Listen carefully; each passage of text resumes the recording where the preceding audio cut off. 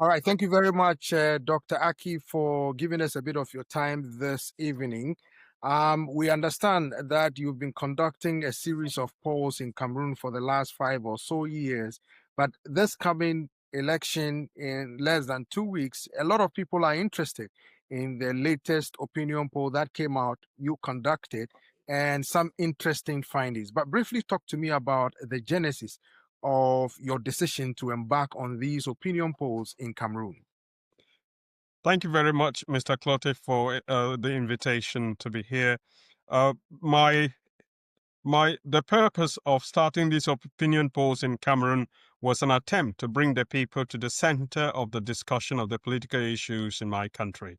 I come from the English-speaking minority group, and some of my brothers and sisters want to secede from the union, which is an impossible thing.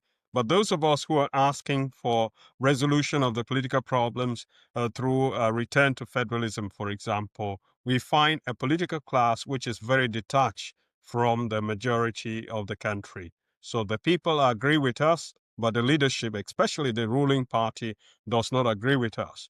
And so, but gradually the opposition was moving in the direction of accepting the reforms that we are suggesting. And one way to demonstrate that the people are with them was to carry out these opinion polls. So at first we established the leadership of the opposition, and Mr. Maurice Kamto was the leader of the opposition with a very dominant lead ahead of the incumbent President Paul Biya. For example, in the June poll which was conducted, Mr. Maurice Kamto was at about 64%, while the incumbent Paul Biya was about 10%. He was third to a different opposition candidate who was around 12 or 14% in that range. So that also prompted the leadership, the current party, to try to avoid competition, because it was also shown through the polls that more than 60% of Cameroonians want the system of government to be federal, which will resolve many of the conflicts in the country. So based on the opinion polls, unfortunately, the government was motivated to avoid competition by eliminating the leader of the opposition. And Mr. Maurice Kamto is therefore not a candidate at this election because of some tricks used by the government. Unfortunately for them, the polls have shown that the people rally very rapidly to a different candidate of the opposition. And this candidate happens to have been a minister in the government of the incumbent President Paul Biya. But because he has shown that he has broken with the system and he is aware of the challenges of the people, he's openly committed to reform the system of government towards a federal system and resolve the conflict in the Anglophone regions. Are So, you talking about the former information or communication minister, Issa Chiroma Bakary, who was then an opposition leader? He joined forces with the ruling party.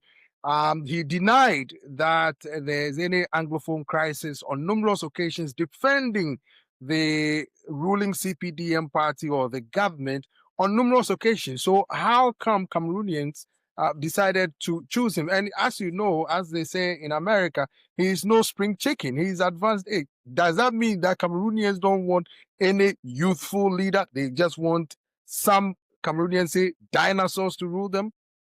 well, it's a very complex problem. It's interesting you bring this up. Cameroon is a very complex problem, and you need somebody who has some technical administrative knowledge to navigate the transition so that they understand.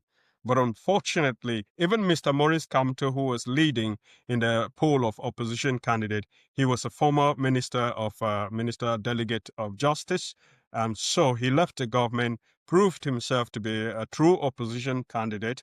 And the same has happened now with Mr. Issa Chiroma, who is not a newcomer to the politics of Cameroon.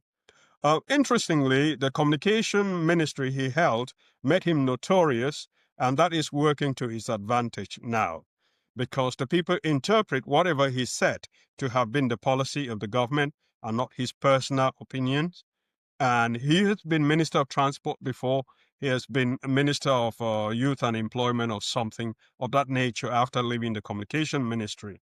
But as much as his work at the Communication Ministry was rated negatively for the blatant lies that were being told.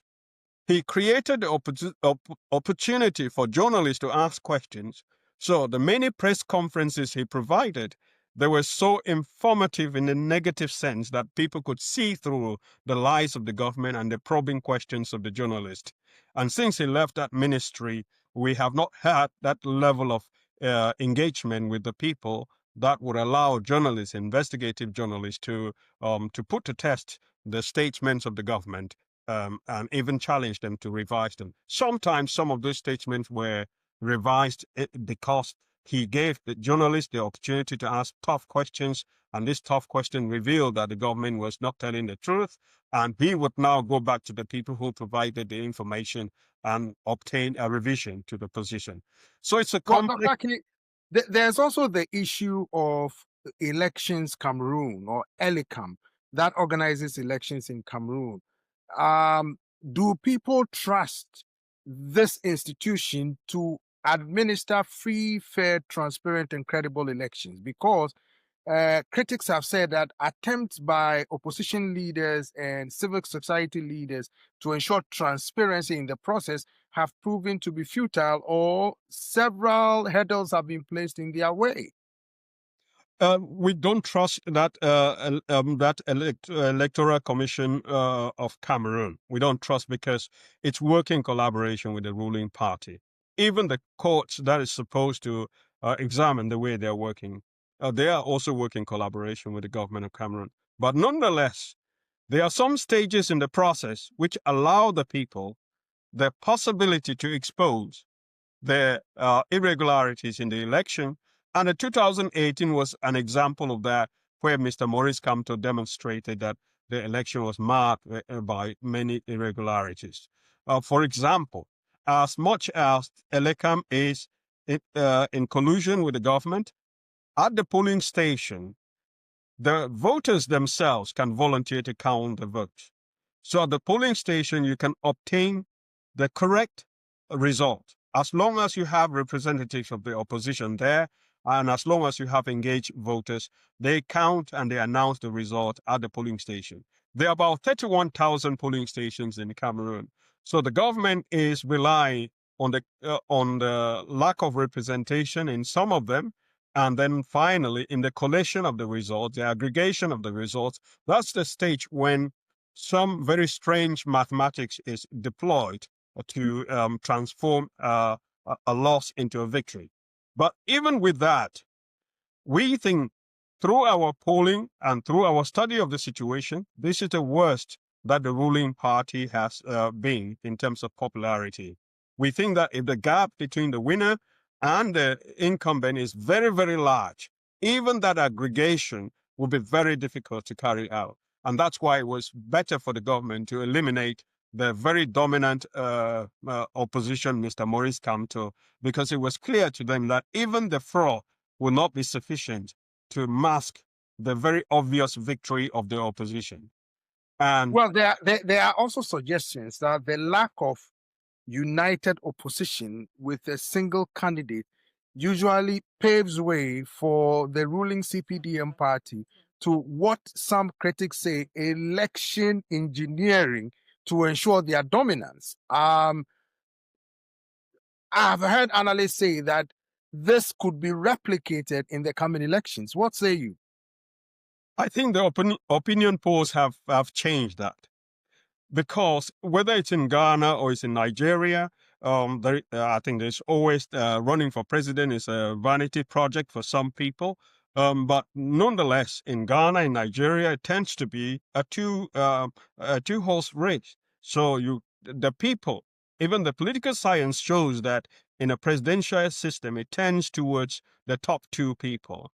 So the top two people will be there, and then the rest would be dividing maybe 5% of the vote. So you might have 80%, 90% of the vote going to the top two candidates. But in this case, the top two candidates don't even include the incumbent president. It's only when you look at the incumbent and the highest candidate, that difference will be very large. The problem is when you do not know ahead of time where the electorate is. You cannot just look at the size of rallies. Anybody can buy supporters to come out for rallies. So these are not a demonstrative way of capturing the relative strength of the different candidates. We have begun showing the relative strengths of the candidates. Now, certainly, the other candidates, some of these candidates are very close to the ruling party. They may be there to provide testimony that the winner is the ruling party. So that is their role. But we believe that the people are wise. In the poll that we just discussed, Mr. Issa Chiroma Bakary was about 46%. He was followed by another opposition candidate who had about 14%, and who had about 16%, and then the president himself had 14%. So if campaign rules on now, we think that he's going to get some of the lower candidate, the support is going to go towards him.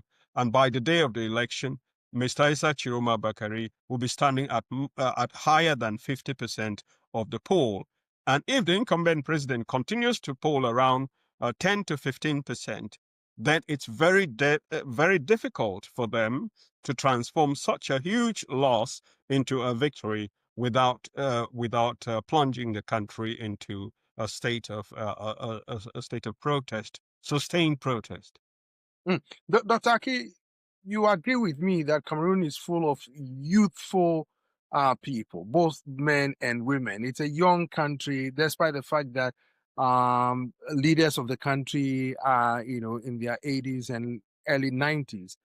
Now, for so many elections, they've been demanding change. What makes you confident this time around that the change of air blowing might be significantly different from previous elections? So for one, I think the age of the incumbent president is an element in this discussion. He's 92 on the eve of his 93rd birthday, and even members of his party, the younger people in his party, they are beginning to question the wisdom of him running again. So there is belief that he is the weakest possible candidate that the ruling party could have put forward this time. So change is feasible partly because the ruling party is very, very unpopular now. And also the last 7 years, it has become very obvious that the state of development, the roads, the hospitals, the schools, they are much backward, more backward than they were in the 1980s. So this is palpable. People can feel it. And I bring to you the analogy provided by a Catholic priest. He said the situation of the country is so bad that at this stage, we would even want the devil to take over power, and then we can see what happens later on. And so that has even been very useful in transforming the questionable record of Mr. Issa Chiroma Bakary to say he is the lesser devil. And so you can even hear people, the electorate, saying, this is my lesser devil, or this is my devil, I'm going to vote for him. So that transformation, it's such that the 43 years of Mr. Paul Biya is felt by the people, even his supporters, that this is enough. We need to change. It is really that perception that is helping the opposition. And what is also helping the opposition to be hopeful is that there is a very clear leader. There is a strong leader who comes from the north, and the north constitutes about 33% of the electorate. And he is up against an older gentleman who also resigned from the government. But because his resignation was not so clear, and he still maintains an accord with the ruling party, that seems to put into question whether he can really undermine the interest of the ruling party as stipulated in the accord. So it has been very easy for the people to coalesce about 60, 70% of the 30% in the north, and that has helped him to attain a very dominant position in the southern parts of the country. Dr. Aki, before you go, what was the major takeaway for you in this latest opinion poll, days to the elections? The major takeaway, we conducted one in August, where the leading candidate was about 39%. We conducted that one about a month later on, and he was about 46%. And my takeaway was that there was momentum. And sometimes you have to look at where the momentum is. Momentum is with Mr. Issa Chiroma Bakary, and it is likely to increase in the days ahead. And within that time, within that last poll, it has informed many actors in the civil society so that they are endorsing his candidacy. We have a trend where many actors in the civil society are throwing their support behind Mr. Issa Chiroma Bakary. But strangely, some of the political parties whose leadership maintains some relation with the ruling party tend to endorse the other candidate from the north. We interpret that as attempts by the ruling government to spread out the votes so that they can come in and declare themselves winner. But the voters are not taking that.